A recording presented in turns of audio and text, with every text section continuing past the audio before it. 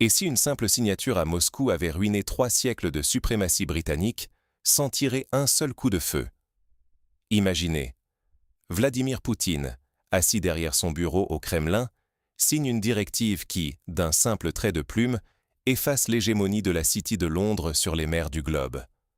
En quelques heures, la Russie et les alliés des BRICS lancent un nouveau système d'assurance maritime, adossé à un actif numérique indexé sur l'or. Résultat, les courtiers londoniens, qui depuis des générations contrôlaient les flux mondiaux de pétrole et de gaz, sont soudainement exclus des transactions les plus stratégiques. Là-bas, à Londres, c'est la panique. Les téléphones sonnent sans arrêt. Les clients, les capitaux, les contrats, tout s'évapore, direction Hong Kong et Dubaï, où le nouveau système a déjà ouvert ses portes. Au cœur de la City, les réunions d'urgence se multiplient. Les analystes financiers parlent du plus grand choc depuis 1945. La bourse vacille, les pertes se chiffrent en milliards, et la peur d'un effondrement économique et social plane sur le pays. Mais comment la capitale mondiale du maritime et de la finance, invincible depuis Waterloo, a-t-elle pu être mise à genoux par une simple évolution technologique et géopolitique, sans une seule explosion? Pour comprendre l'ampleur de cette révolution silencieuse, revenons au moment où tout a commencé, dans un Kremlin verrouillé. Tout commence début février 2026, derrière les portes closes du Kremlin. Une réunion discrète, presque clandestine, réunit les plus hauts responsables économiques et stratégiques russes. Depuis des mois, sous la supervision directe d'Andrei Belousov, une directive prend forme. Moscou s'apprête à bouleverser un pilier du commerce mondial, sans tirer un seul coup de feu. Le plan est simple, mais redoutable. Désormais, tout navire transitant par les zones contrôlées par la Russie ou ses alliés BRICS devra obligatoirement être couvert par une nouvelle assurance maritime, adossée non plus aux institutions occidentales, mais à une plateforme numérique sécurisée par un actif en or. Ceux qui refuseront, ou qui persisteront à recourir à l'assurance classique britannique, seront exclus, avec à la clé des frais exorbitants et des retards inacceptables. L'impact est immédiat. À Londres, cœur historique du courtage maritime, les téléphones sonnent sans discontinuer. En 24 heures à peine, les plus gros armateurs du globe reçoivent des notifications brutales. Leurs courtiers britanniques rompent leur couverture d'assurance sur certains trajets stratégiques. Un seul refus d'assurance, et un tanker peut rester bloqué au port. Mais cette fois, le pouvoir de décision échappe aux assureurs londoniens. Les cartes des routes maritimes s'illuminent de zones rouges, là où la nouvelle règle s'applique déjà.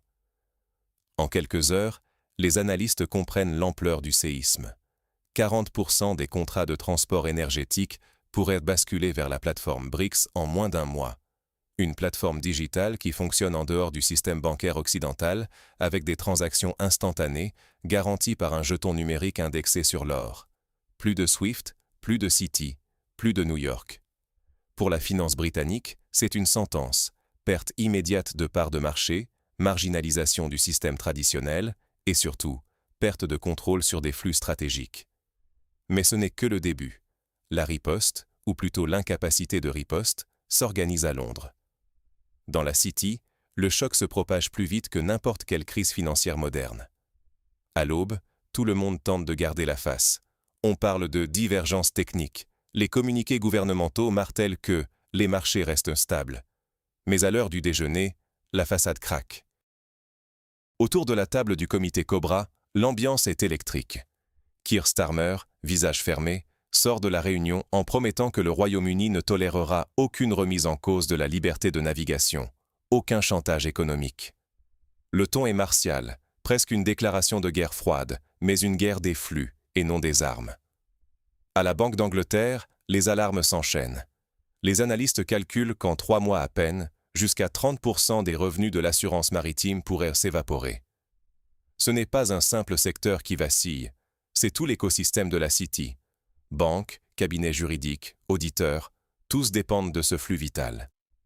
Les clients majeurs, eux, ne perdent pas de temps. Ils déplacent capitaux et contrats vers Hong Kong ou Dubaï, là où le nouveau système adossé à l'or offre des règles claires et prévisibles, à l'abri des sanctions occidentales. Pas un seul port n'est bloqué. Aucun destroyer ne sillonne la Manche. La suprématie londonienne se délite dans le silence, à travers quelques lignes de code et une architecture financière hors d'atteinte. Dans les coulisses, la panique s'installe. Les députés fulminent, l'opposition accuse le gouvernement d'avoir sous-estimé le risque stratégique du secteur. Un membre du comité du commerce international lâche « Pendant des décennies, on s'est cru intouchable, comme si le contrôle du risque était purement technique. Aujourd'hui, on réalise que c'était un enjeu de sécurité nationale. » Les marchés, eux, n'attendent pas. Les actions des assureurs plongent, la livre sterling vacille, la nervosité gagne les places boursières. Les investisseurs internationaux posent la question qui dérange. Si Londres n'a plus la main sur la gestion des risques mondiaux, que lui reste-t-il? L'ironie, c'est que cette nouvelle architecture se fonde sur un actif numérique garanti par l'or, rendant caduques les sanctions et affaiblissant l'ultime levier de pression de la place londonienne. Même à Bruxelles, le soutien est tiède. Certains énergéticiens européens explorent déjà cette alternative pour sécuriser leur livraison. Mais la question la plus inquiétante demeure. La Russie s'arrêtera-t-elle là, ou prépare-t-elle un deuxième coup encore plus dévastateur? Et si le prochain coup n'était pas sur la mer, mais sous la mer? Car pendant que Londres tente de riposter, Moscou avance déjà ses pions sur un terrain plus discret, mais tout aussi stratégique, les câbles sous-marins de l'Atlantique. Ces artères invisibles, par lesquelles transitent chaque jour des milliards de transactions financières et d'échanges de données, constituent le véritable système nerveux de la finance mondiale. Imaginez, en contrôlant ne serait-ce qu'une partie de ces câbles, la Russie obtiendrait un levier incroyable pour perturber, ralentir ou rediriger les flux d'argent et d'informations, rendant les menaces occidentales presque dérisoires. Ce n'est plus seulement une histoire d'assurance maritime ou de pétrole. On assiste à la naissance d'une nouvelle infrastructure parallèle où les BRICS et de plus en plus de pays du Sud global adoptent les standards pilotés par Moscou. Les anciennes règles, établies depuis Londres, sont peu à peu reléguées au second plan, accélérant la perte d'influence occidentale. Face à cette révolution, la rhétorique britannique se durcit, mais elle sonne creux. Derrière les discours, la City observe impuissante la fuite de capitaux et d'opportunités vers Dubaï, Hong Kong ou Sao Paulo, là où la nouvelle donne s'impose plus vite que les paquets de sanctions ne sont votés. Même au sein de l'Union européenne, le soutien à Londres reste prudent. Dans les coulisses, de nombreux acteurs majeurs de l'énergie et du transport examinent déjà les alternatives, préférant s'aligner sur les nouvelles règles pour garantir la fluidité de leurs opérations. Le risque? Une fragmentation accélérée du système où la souveraineté numérique et financière de l'Occident vacille, menacée par des puissances capables d'influencer à la fois la logistique et l'information mondiale. On le voit, il ne s'agit plus d'une crise passagère, mais bien d'une transformation structurelle qui redéfinit les fondements mêmes du système financier mondial. La stabilité n'est plus garantie. Qui saura s'adapter survivra. Pour les investisseurs, les institutions, les citoyens, le message est brutalement clair. Le monde d'hier n'est plus. On ne peut plus miser sur la fidélité aux grandes places historiques comme Londres. L'agilité, la capacité à anticiper les virages géopolitiques deviennent les seules armes valables. Désormais, les flux financiers ne sont plus centralisés. Le pouvoir se dissout, se déplace, s'invente ailleurs, entre Shanghai, Moscou, Dubaï ou Mumbai. La City, autrefois cœur battant du commerce maritime et de l'assurance mondiale, voit ses revenus s'évaporer à une vitesse inédite.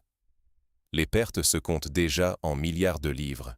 Les plus grandes banques et cabinets juridiques britanniques voient fuir une clientèle qui choisit désormais Hong Kong ou les Émirats pour protéger ses intérêts. Cette transition silencieuse se traduit déjà dans l'économie réelle. Flambée de la volatilité sur la livre sterling, tensions sociales croissantes, menaces sur l'emploi dans la finance et la logistique. Les mesures d'urgence, les discours politiques à Westminster n'y changent rien. Les règles du jeu se réécrivent ailleurs, sans attendre l'accord des vieilles puissances.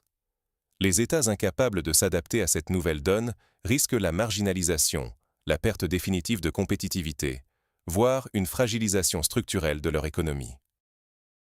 Pour les entreprises, c'est le moment ou jamais de repenser leur stratégie, privilégier la flexibilité, diversifier les partenariats, s'ouvrir à de nouveaux mécanismes de financement et d'assurance hors des circuits occidentaux, voilà la clé pour ne pas rester sur la touche. Le risque est majeur. Rester attaché aux anciennes routines, c'est s'exposer à l'obsolescence. La précarisation des économies nationales menace déjà, là où l'on tarde à réagir. Dans ce contexte, une question s'impose à tous. Face à cette nouvelle réalité, chacun doit se demander où placer sa confiance et son argent. 3 siècles de domination se sont éteints en silence. Êtes-vous prêt pour le prochain bouleversement? Parce qu'aujourd'hui, ce ne sont plus les canons ou les traités qui redessinent notre monde, mais des décisions techniques, presque invisibles, prises loin des projecteurs, dans le secret de bureaux à Moscou, à Pékin ou à Dubaï. Ce basculement, c'est l'effondrement tranquille d'un ordre financier dont Londres était le pilier. Les chiffres parlent d'eux-mêmes, des milliards de livres évaporés du secteur britannique de l'assurance, des flux de capitaux qui migrent massivement vers Hong Kong ou les Émirats, et un gouvernement britannique contraint de constater que ses leviers d'influence traditionnels ne fonctionnent plus. Mais au-delà des pertes économiques, c'est l'équilibre même du monde occidental qui vacille. La stabilité sur laquelle reposaient nos économies, notre sécurité sociale, notre quotidien, glisse doucement vers l'inconnu. Les anciennes règles ne protègent plus personne. Les sanctions, les pressions, les conventions internationales, elles s'effritent dès que le commerce mondial s'organise en dehors du contrôle occidental, dès que les routes maritimes, les flux financiers ou même les câbles sous-marins échappent à l'autorité de l'Empire britannique. Face à ce changement silencieux, 2 options s'offrent à chacun d'entre nous. Rester spectateur, subir et espérer un retour à l'ordre ancien, ou ouvrir les yeux, analyser les signaux faibles et s'adapter. Car ignorer ce qui se joue aujourd'hui, c'est risquer de se retrouver dépassé, marginalisé, voire balayé par une vague de transformation qui n'attendra personne. Le monde multipolaire n'est plus un scénario lointain. Il prend forme sous nos yeux, porté par l'innovation, la stratégie et la détermination de nouveaux acteurs. La vraie question maintenant, c'est: serez-vous prêt à comprendre et à anticiper, ou choisirez-vous d'attendre que le prochain choc vous surprenne?